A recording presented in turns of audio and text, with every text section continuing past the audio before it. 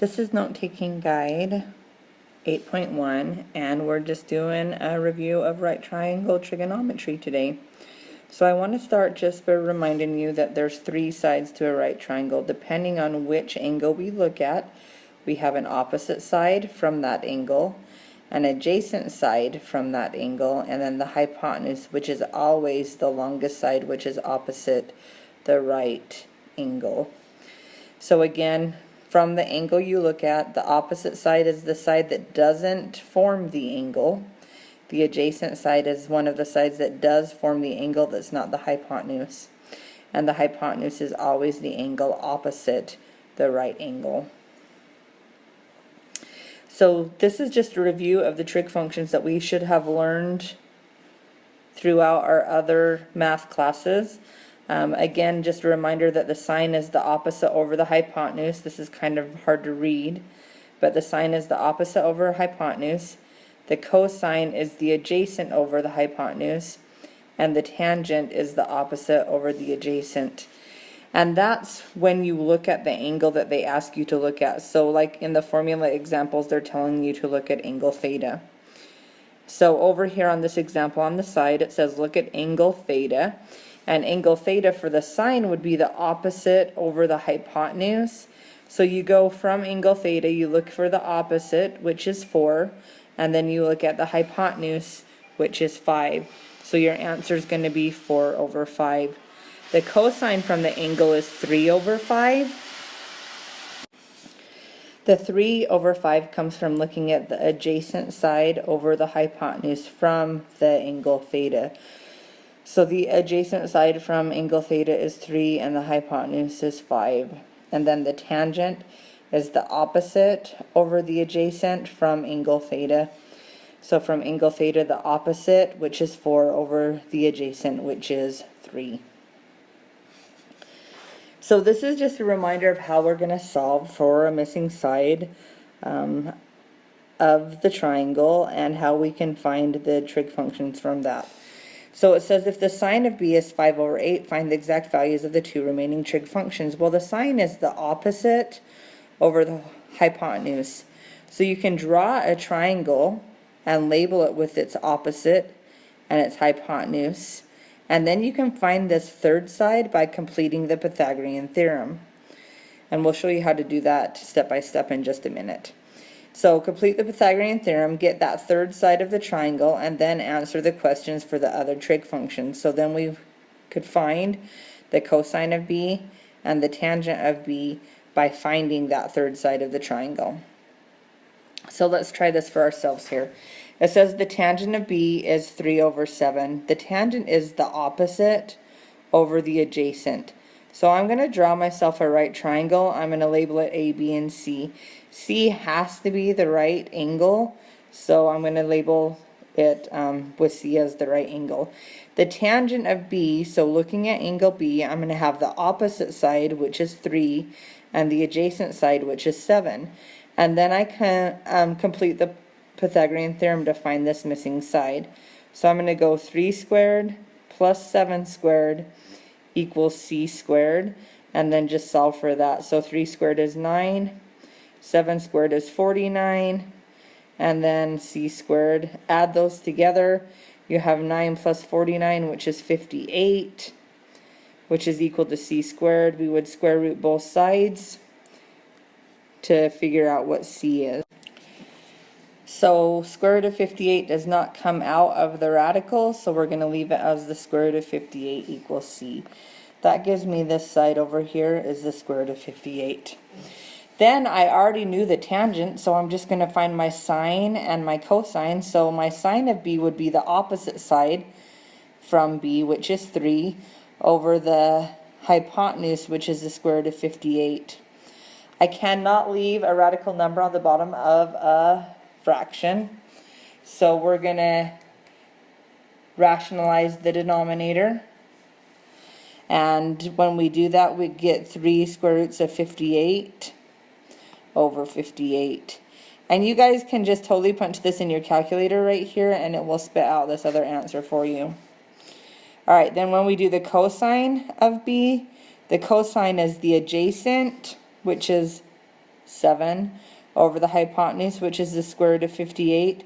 Rationalize that denominator on your calculator, and it will give you 7 square roots of 58 over 58.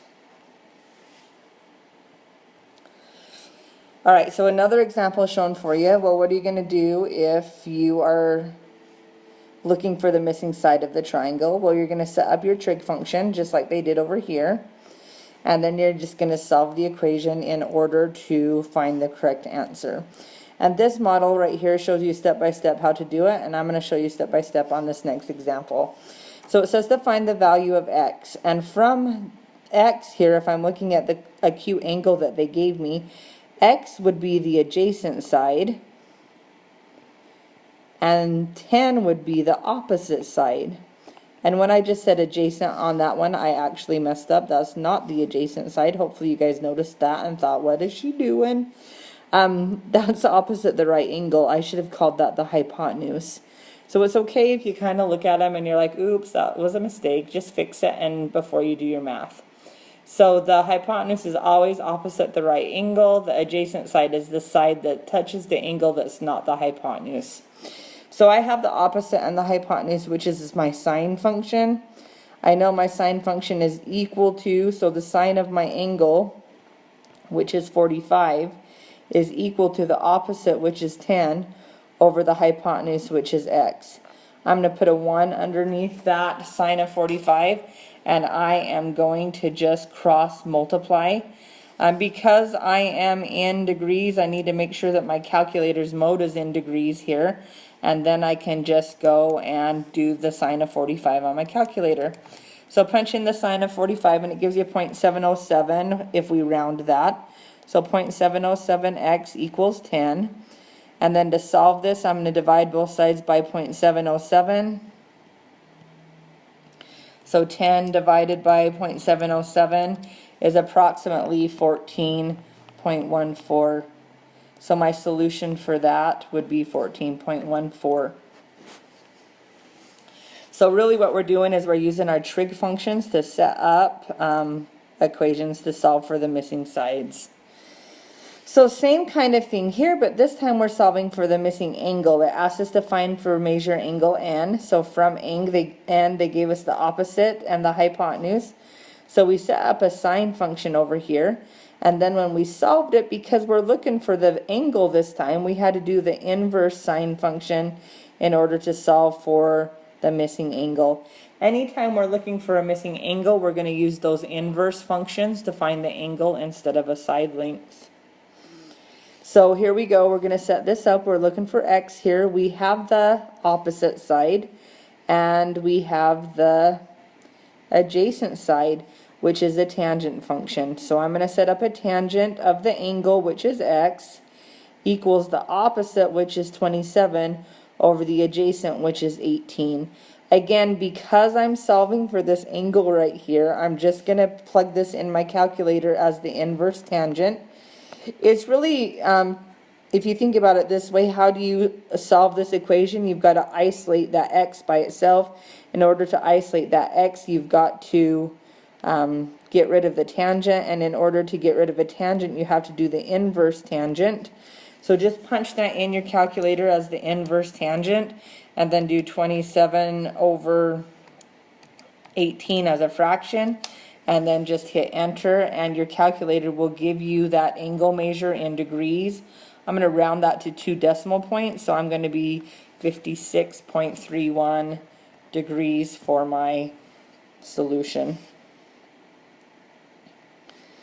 Alright, same thing here, but with a little bit of an example of real life application. So to calculate the height of a building, Joe walked 200 feet from the base of the building and used an inclometer to measure the angle from his eye to the top of the building. If his eye level is 6 feet, how tall is the building?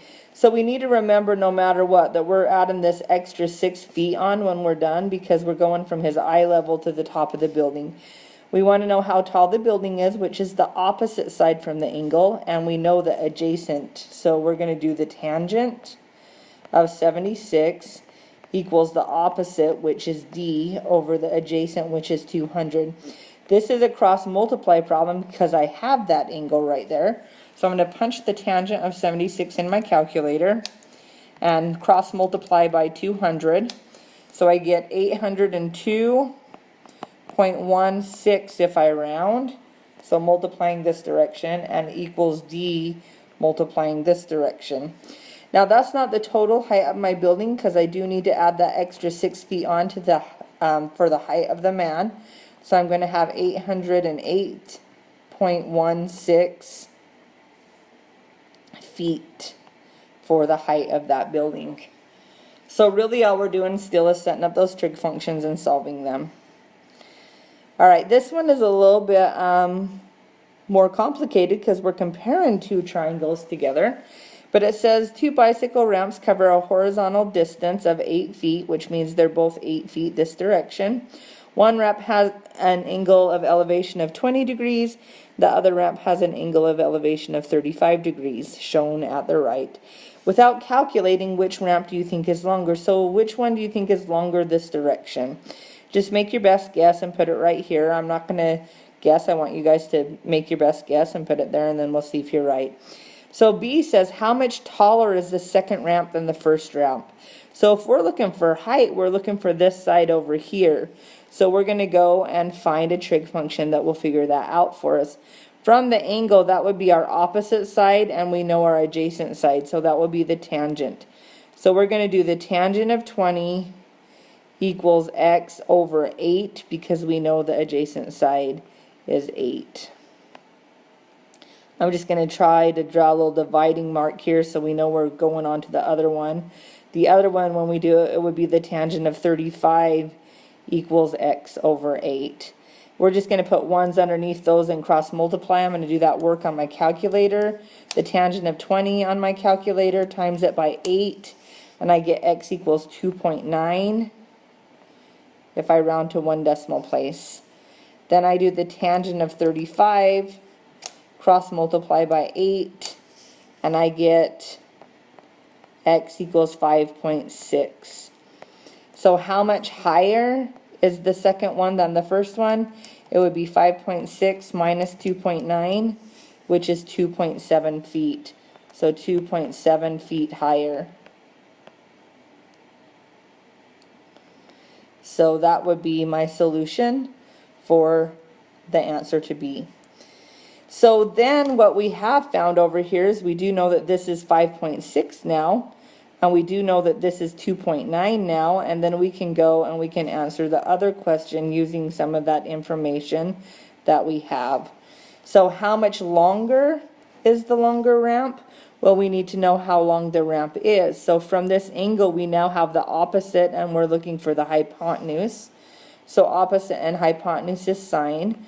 So I can do the sine of 20 equals the opposite, which is 2.9, over the hypotenuse, which is x.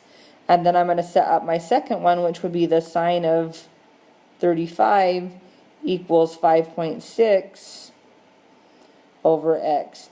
Now there's a couple of different ways we could have solved this. We could have actually just done the Pythagorean theorem to find the third side of a right triangle, and you might choose to do it that way. You could have set up a couple of different trig functions to make it work.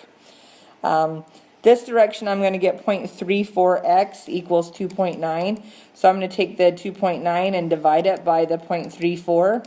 And when I do that, I get my x value on this side as 8.47. Over here, I'm going to punch the sine of 35 in my calculator. And then I'm going to have to do 5.6 divided by that number. And over here, I get my x value equals 9.7. Actually, 9.8 if I round. So 9.8 minus 8.47, the second ramp is 1.33 feet longer than the first ramp. So again, a couple of ways you could have solved this part C. You could have done the Pythagorean theorem and just did a squared plus, from here, a squared plus b squared equals c squared, and done the same thing on the other triangle to make that work. Alright, the last example here says there's a line segment that has endpoints of 2, 0. So I'm going to go graph 2, 0, which is right here. And then it has a line endpoint of 6, 5. So I'm over 6, I'm up 5, and I have an endpoint right there.